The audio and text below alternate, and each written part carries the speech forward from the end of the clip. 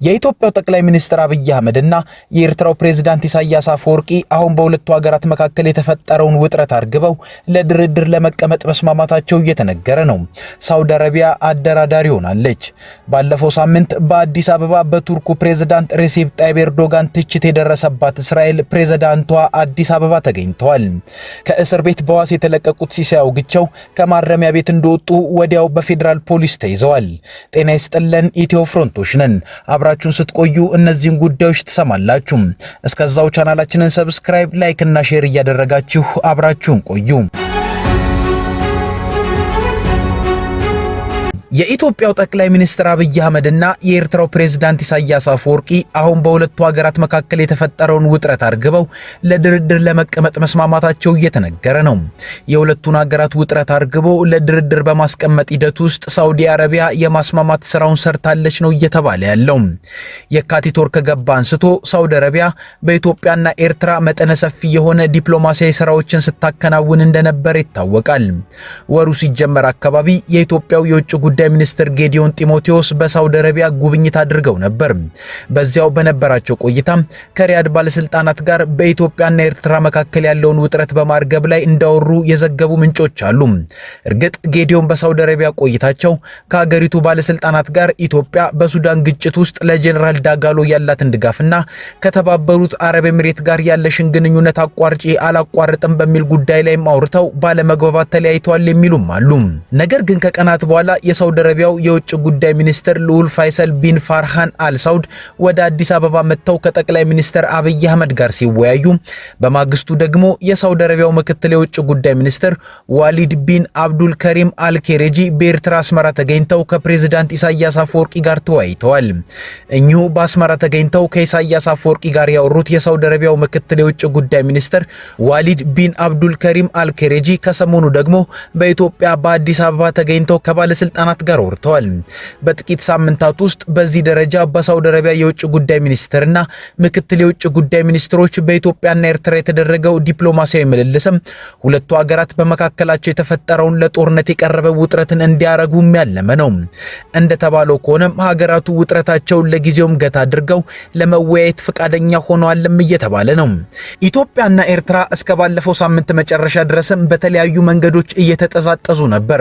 በተለይ ቅዳሜና እሁድ በሐዋሳ የኢፌዴሪ የመከላከያ ሰራዊት የልዩ ዘመቻዎች እዝ የተመሰረተበትን 65ኛ ዓመት ሲያከብር በስቴዲየሙ የታዩ ትርኢቶች በአጭሩ ሲተረጎሙ የአሰብ ወደብን ከኤርትራ እንነጥቃለን የሚል ትርጉም ነበራቸው። እርግጥ በዚህ መርሃ ግብር ላይ ንግግርን ያደረጉት ጠቅላይ ሚኒስትር አብይ አህመድ የምጽዋን ስም ከመጥራታቸው ውጪ ኤርትራን እንደከዚህ ቀደሙ አልሸነቆጡም። ይሁን እንጂ በማግስቱ የኤርትራው የኢንፎርሜሽን ሚኒስትር የማነ ገብረ መስቀል ለሐዋሳው ትርኢት በኤክስ ገጻቸው ላይ የመልስ ምትን መስጠታቸው አልቀረም። ከሐዋሳው ትርኢት በኋላም ነው በኤርትራ አስመራ ተገኝተው የነበሩት የሳውዲ አረቢያው ምክትል የውጭ ጉዳይ ሚኒስትር ዋሊድ ቢን አብዱል ከሪም ኤልኬሬጂ በአዲስ አበባ ተገኝተው ከከፍተኛ የመንግስት ባለስልጣናት ጋር ንግግርን ያደረጉት። ከዚህ በኋላ ኢትዮጵያና ኤርትራ ለጦርነት የቀረበውን ውጥረታቸውን አርግበው በፍጥነት መስማማት ያሉባቸው ጉዳዮች ላይ እንዲስማሙና በኢደር ማቆየት ያሉባቸውን ጉዳዮችን ማቆይተው ለመነጋገር ተስማምተዋል የተባለው የውጭ ጉዳይ ሚኒስትር ጌዲዮን ጢሞቴዎስ ከሳምንታት በፊት ለኤርትራው አቻቸው ኦስማን ሳላ በጻፉት ደብዳቤ የኤርትራ ጦር ከኢትዮጵያ ሉዓላዊ ግዛቶች ለቆ እንዲወጣ የኢትዮጵያን መንግስት በትጥቅ ትግል ለመጣል ከሚሰሩ ቡድኖች ጋር የሚያደርገውን ወታደራዊ እንቅስቃሴንም እንዲያቆምና በአሰብና በባህር በር ጉዳይ በቀጣይ በቀን ልቦና ለመነጋገር ዝግጁ እንዲኮን መጠየቃቸው የሚታወስ ነው። አሁን ላይም በሳውዲ አረቢያ አሸማጋይነት ሁለቱም ሀገራት በድንበር አካባቢ ያሉ ከፍተኛ ወታደራዊ እንቅስቃሴዎቻቸውን እንዲያረግቡ የመግባባት መንፈስ ላይ ተደርሷልም ተብሏል።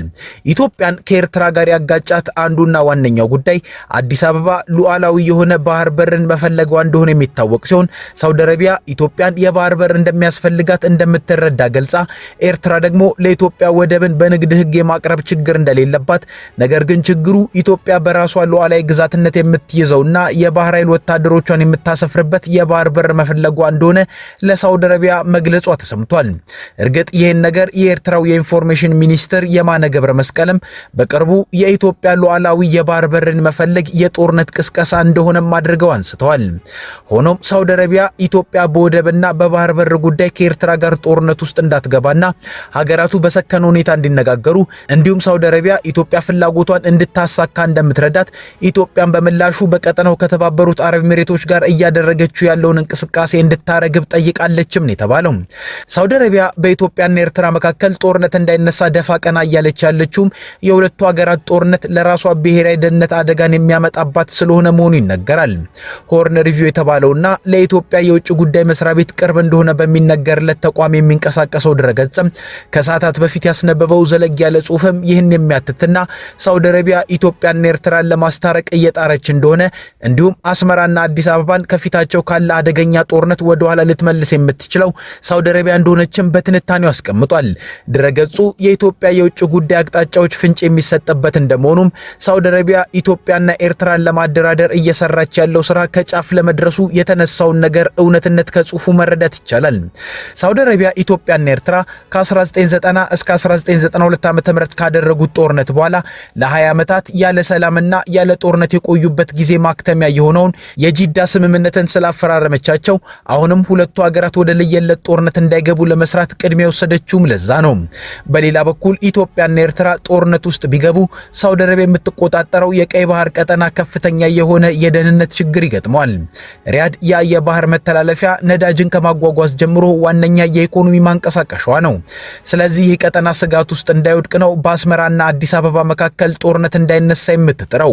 ከዚህም ሲያልፍ ኢትዮጵያና ኤርትራ የሚዋጉ ከሆነ ሳውዲ አረቢያ ከሁለት አንድ ያጣን የምትሆነው።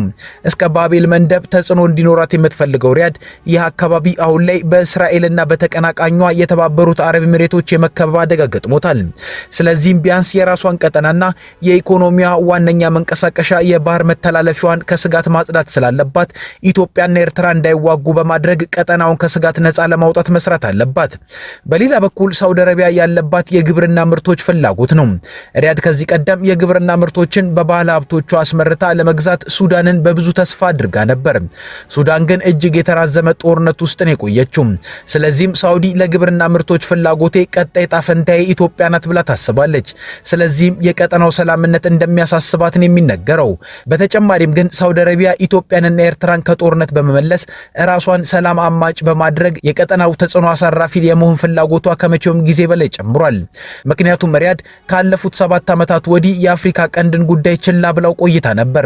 በዚህም ዛሬ ተቀናቃኟ የሆነችው የተባበሩት አረብ ኤሚሬት ከፍተኛ የበላይነትን በዚህ ቀጠና ለማግኘት እንድትሰራ አድርጓታል። ይህም ሄዶ ከኤሚሬትስ ጋር በየመን ተጣልተው ለራሷ ሳውዲ አረቢያም ስጋት እስከ መሆን ደርሳ ነበር። ሳውዲም ከጥልቅ እንቅልፍ እንደነቃ ሆና ከየመን ኤሚሬትን አባራ ሱዳን ላይ ለአልቡርሃን በመደገፍ ኤሚሬት ላይ ጫናን ለመፍጠር አነሳስቷታል። አሁን ደግሞ በኢትዮጵያና ኤርትራ መካከል ጦርነት እንዳይደረግ በማድረግ ተጽዕኖዋን መሬት ማስነካት ትፈልጋለች። እንደተባለውም አብይና ኢሳያስ በሳውዲ አማካኝነት ተደራድረው ለዘላቂው ከግጭት ቢጠበቁ ቀጠናውን ካረበበበት እልቂት መታደግ ይችላሉ። ይህ በእንዲህ እንዳለ የእስራኤሉ ፕሬዝዳንት አዲስ አበባ ተገኝተዋል። ለይፋዊ የሥራ ጉብኝት አዲስ አበባ የመጡት የእስራኤሉ ፕሬዝዳንት አይሳክ ሄርዞግ ጉብኝት በቀጥታ ከቱርኩ ፕሬዝዳንት ሬሴፕ ጣይብ ኤርዶጋን የኢትዮጵያ ጉዞና መልእክታቸው ጋር የተገናኘ ሳይሆን እንዳልቀረ እየተነገረ ነው። ፕሬዝዳንት ሄርዞግ አዲስ አበባ ሲገኙ በአቻቸው ፕሬዝዳንት ታዬ አጽቀሥላሴ ወይም ጠቅላይ ሚኒስትር አብይ አህመድ አቀባበል ይደረግላቸዋል ተብሎ የተጠበቀ ቢሆንም የተቀበሏቸው የውጭ ጉዳይ ሚኒስትሩ ጌዲዮን ጢሞቴዎስና የውጭ ጉዳይ ሚኒስትር ዴታው ብርሃኑ ጸጋይ ናቸው።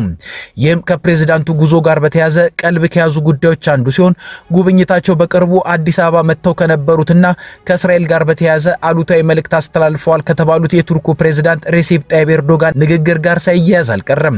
ፕሬዝዳንት ሬሴፕ ጣይብ ኤርዶጋን ኢትዮጵያ መጥተው ከጠቅላይ ሚኒስትር አብይ አህመድ ጋር የጋራ መግለጫን በሰጡበት ወቅት ካነሷቸው ሀገራት መካከል አንዷ እስራኤል ስትሆን እስራኤል ለሶማሌላንድ የሰጠችውን የሀገርነት እውቅናን አጣጥለው ነበር።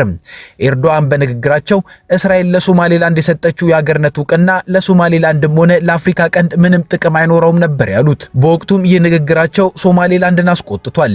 ይህ ንግግራቸው ኢትዮጵያ የባህር በር ፍላጎቷን እውን ከማድረግ አንጻር ለሶማሌላንድ በመስጠቷና ዋነኛዋን የቱርክ አጋር የሆነችውን ሶማሊያን ከማስቀየሟ ጋር የተያያዘ ሲሆን በቱርክ አሸማጋይነት ይኸው ቁጣ በርዶ ኤርዶጋንን የአዲስ አበባ እንግዳ አድርጓቸዋል። የእሳቸው ንግግር ተከትላ አዲስ አበባ የመጣችው እስራኤልም ይኸው የቱርክ እጅ ጥምዘዛ ሳያሰጋት እንዳልቀረና ፕሬዝዳንቷን እስከ መላክ መድረሷ ነው የሚነገረው።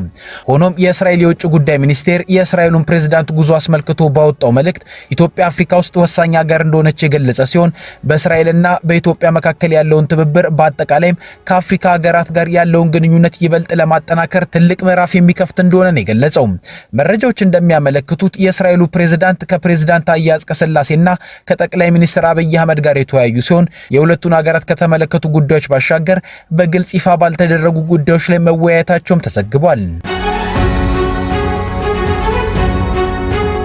በአማራ ክልል ከተከሰተው የፖለቲካ አለመረጋጋት ጋር ተያይዞ በሽብር ወንጀል ተጠርጥረው ከተያዙ የፖለቲካ እስረኞች መካከል የነበሩት ሲሳይ አውግቸው ለ3 ዓመታት ያህል በእስር ላይ ከቆዩ በኋላ ፍርድ ቤት ከእስር ከለቀቃቸው በኋላ በድጋሚ መታሰራቸውን መሰረት ሚዲያ ከቤተሰባቸውና ከማረሚያ ቤት ምንጮች አረጋግጫለሁ ብሏል።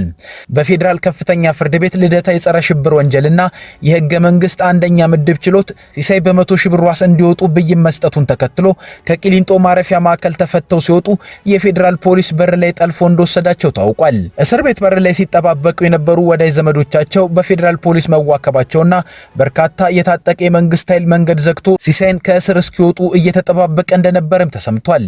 ቀደም ሲል በተመሳሳይ ወንጀል ተጠርጥረው ፍርድ ቤት በዋስ እንዲወጡ ብይን ከሰጠ በኋላ የፌዴራል ፖሊስ፣ የፍትህ ሚኒስቴር አቃቢ ህግና የብሔራዊ መረጃና ደህንነት አባላት በጋራ ሆነው ቂሊንጦ እስር ቤት በር ላይ በመጠባበቅ በርካታ ዜጎችን አስረው መውሰዳቸው መዘገቡ ይታወሳል። ከኢትዮ ፍሮንት የዛሬ ጉዳዮቻችን እነዚህ ነበሩ። አብራችሁን ስለቆያችሁ እናመሰግናለን። ቻናላችንን ሰብስክራይብ አድርጉልን። መልካም ጊዜ